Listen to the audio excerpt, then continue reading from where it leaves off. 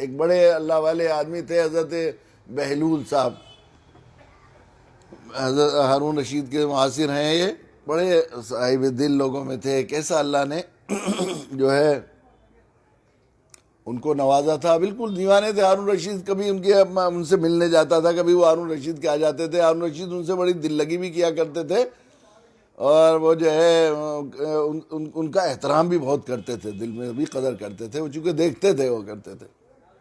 ایک مرتبہ ہارون رشید، بڑا دلچسپ لطیفہ ہے ان کا کہ ہارون رشید ان کے گھر آئے. ہارون رشید بیمار تھے بہت، تو بہلول کو معلوم ہوا کہ ہارون رشید بیمار ہیں، بہت زیادہ بیمار ہیں، تو وہ ان کی عیادت کے لیے آئے.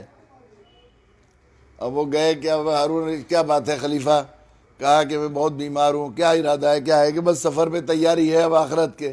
کہ کتنے دن کے لیے جا رہے ہو؟ کہ تم پاگل ہو، کوئی وہاں بھی کتنے دن کے لیے کوئی جاتا ہے؟ کہ نہیں، 2 سال 3 سال 3 دن 8 دن 6 مہینے، کوئی تو وقت تو طے ہوا ہوگا آپ کا واپسی کا. کہ نہیں، وہاں سے کون واپس آتا ہے؟ کہ نہیں، واقعی ہمیشہ کے لیے جا رہے ہیں؟ کہ ہاں.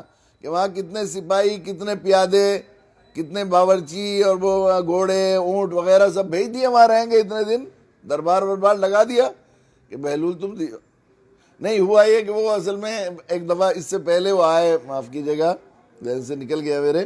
بہلول ان کے یہاں آئے اور آ کر وہ جو ہے بیٹھے، خیریت لی، اچھے حالت میں، ٹھیک ٹھاک سے حالت میں تھے.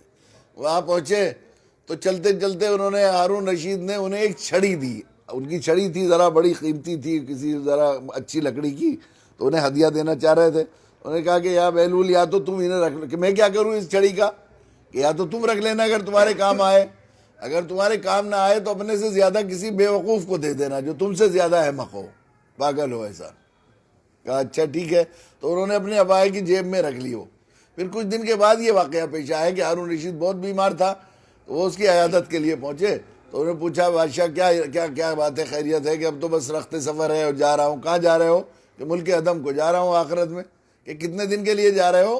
1 ہفتے 2 ہفتے؟ انہوں نے کہا ارے بھائی وہاں سے تم بھی دیوانے ہو، وہاں بھی کوئی نہیں، 6 مہینے سال بھر کبھی تو آنے کا ارادہ ہوگا. کہ وہاں سے کون آتا ہے بہلول؟ اچھا تم نے وہاں کچھ سامان بھیجا ہے؟ وہاں پہ گھوڑے پیادے پولیس والے خادم غلام دربار وہاں لگا دیا سب اپنی ضرورت کی چیزیں؟ انہوں نے کہا تم باولے ہو، وہاں کون بھیجتا ہے؟ تو انہوں نے وہ چھڑی نکال کر ان کو دی کہ ہارون رشید 10 دن کے لیے جاتا ہے تو اتنا کرو فرو اتنا سامان بھیج دیتا ہے پہلے، وہاں ہمیشہ کے لیے جا رہا ہے تو وہاں کچھ نہیں بھیجا، تو تجھ سے زیادہ مجھے کوئی اور بیوقوف نہیں لگا، لے اپنی چھڑی تو. ایسی حکیمانہ باتیں کرتے تھے، مجذوب دیوانے بالکل بڑا تھا. ان سے کسی نے پوچھا کہ بہلول کیا حال ہے؟ تو انہوں نے کہا اس شخص کا کیا حال پوچھتے ہو، کائنات کا نظام جس کی مرضی سے چل رہا ہے. تو سوال کرنے والا دیوانے سے سوال کر کے ہی ہو گیا کہ انہوں نے تو کفر کہہ دیا، میں اس کے کافر بننے کا ذریعہ بن گیا. اس نے کفریہ کلمہ کہہ دیا، خدائی کا دعویٰ کر دیا کہ کائنات کا نظام میری مرضی سے چل رہا ہے. کہ بہلول توبہ کرو، خدائی کا دعویٰ کر رہے ہو؟ کہ نہیں، خدائی کا دعویٰ نہیں کر رہا ہوں، بندگی کا اقرار کر رہا ہوں. پوچھا کیسے؟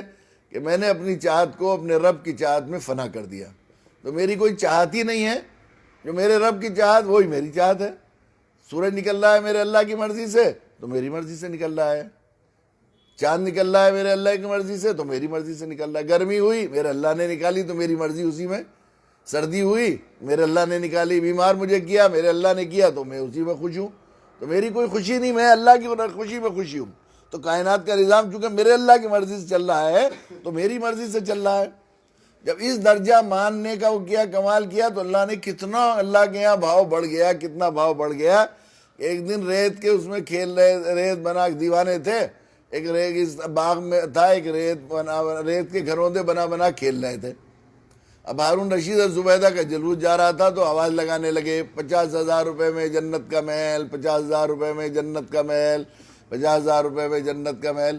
اب ہم ان کے گھر میں تو بڑی عقیدت تھی، زبیدہ تو بہت ہی عقیدت رکھتی تھی. انہوں نے کہا دیکھو دیکھو بہلول کیا لگا رہے آواز، غلام کو بھیجا ہے، کہا کہ 50,000 میں جنت کا محل. تو زبیدہ نے جلدی سے 50,000 روپے بھجوائے کہ تم جو ہے جاؤ بہلول سے کہہ رہے ایک محل زبیدہ کے لیے خرید دو.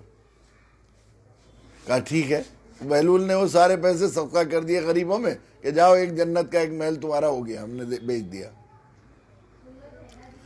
اب وہ جو ہے ہارون رشید نے کہا کہ تم دیوانے کے چکر میں 50,000 دے دیے کہ میں نے اپنے ہی تو دیے، آپ کے تو نہیں دیے. اب رات کو خواب دیکھتا ہے ہارون رشید کہ ایک بہت شاندار ایک محل ہے، 8 دروازے ہیں اس کے، اور خوبصورت جگمگ ہو رہا ہے. ایسا محل اس نے خواب میں بھی نہیں دیکھا. یہ اتنی بڑی سلطنت کا مالک تھا ہارون رشید کہ اس کے بارے میں آتا ہے کہ آسمان میں سے بادل اڑتا تھا تو ہارون رشید یہ کہتا ہے بادل تو کہیں بھی برس تو اس سے جو نفع ہوگا وہ میرے ہی خزانے میں جمع ہوگا. اتنی بڑی مملکت تھی، 60% دنیا پر ہارون رشید کی حکومت چلتی تھی. تو اس نے ایسا محل کبھی دیکھا نہیں تھا. کس کا ہے؟ اس نے کہا یہ محل کس کا ہے؟ کہ یہ تو زبیدہ کا محل ہے، آپ کی بیوی کا. کہا اچھا میں دیکھ لوں اندر جا کے. نہیں یہ جنت کا محل ہے، یہ ابھی بہلول سے خریدا ہے 50,000 میں انہوں نے. یہاں شوہر بیوی نہیں چلتا اپنے، یہاں اپنے عمل کی خود ثواب ملتا ہے. ولا تزر وازرۃ وزر اخری. تو آنکھ کھلی تو آنکھ کھل کر اس کو بڑا اثر ہوا خواب کا، کاش میں بھی خرید لیتا. اب صبح کو ڈھونڈتے پھر رہے ہیں بہلول کو کہیں سے 1,00,000 دینار لے کر کہ 1,00,000 کا دے دیں چاہے لے لیں گے. اب ڈھونڈتے پھر رہے ہیں ادھر ادھر. تو بہلول ایک جگہ پیڑ پر لٹک رہے کھیل رہے، تو دور سے دیکھ کے کہنے لگے بادشاہ بے دیکھے کا سودا ہے، دیکھ کے نہیں ملتا. ابھی کہا بھی نہیں تھا انہوں نے. بادشاہ بے دیکھے کا سودا ہے، دیکھ کر نہیں ملتا. وہ تو اندیکھے سودا تھا.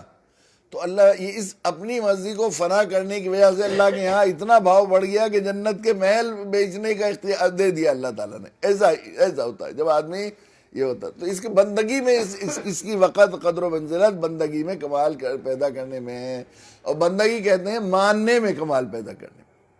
ہماری زندگی دنیا کی خرابی اس وقت انسانیت کی ہے کہ ہمیں بنایا تو اللہ نے ماننے کے کمال پیدا کرنے کے لیے، لیکن ہم سب کو ٹڑ لگی ہوئی ہے منوانے کی.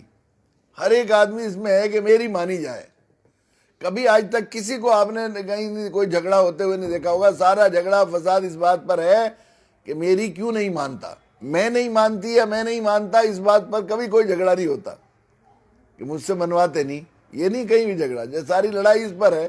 اور ہم سب کو ایک ٹڑ لگی ہوئی ہے. ابا جی ہماری اتنی مانتے ہیں، اماں جی ہماری اتنی مانتے ہیں، پڑوسی ہماری اتنی مانتے ہیں، بھائی ہماری انتی مانتے ہیں، منتری جی ہماری انتی مانتے ہیں، ہماری مسجد کے امام صاحب ہماری انتی مانتے ہیں. اب تو مرید صاحب بھی اپنے پیر صاحب کے یہاں سے آتے ہیں تو کہتے ہیں ہمارے پیر صاحب ہماری اتنی مانتے ہیں، ہمیں مانتے ہیں. حالانکہ وہاں آئے تھے اس لیے کہ ماننے میں کمال پیدا کیا جائے. اب بنائے تو اسے ماننے کے لیے، اور یہ منوانے پہ منوانا ہے خدا کا کام. منوانا ہے خدا کا کام. اللہ منوانا کہتے ہیں خدائی کو، بندگی نہیں، یہ خدائی ہے. اور اللہ تعالیٰ کسی چھوٹے سے چودھری کی چودراہٹ میں اگر شریک ہونے کی کوشش کرو گے تو مسلنے کی کوشش کریں گے. تو اللہ تعالیٰ فرماتے ہیں کبریائی میری چادر ہے، جو مجھ سے میری بڑائی چھیننے کی کوشش کرے گا میں اسے مسل کر رکھ دوں گا. اللہ کو پسند ہی نہیں ہے منوانے میں کہ کٹر جو ہے. تو سارا فضا اس لیے اسے بنایا ہے، اس کی سریش بنائی ہے، نیچر بنائی ہے عز و انکساری سے ماننے میں کمال پیدا کرنے. ویڈیو کے نیچے سبسکرائب کے بٹن پہ کلک کریں، بیل کے آئیکن پہ کلک کیجئے تاکہ ہر نئی ویڈیو کی نوٹیفیکیشن آپ کو مل جائے.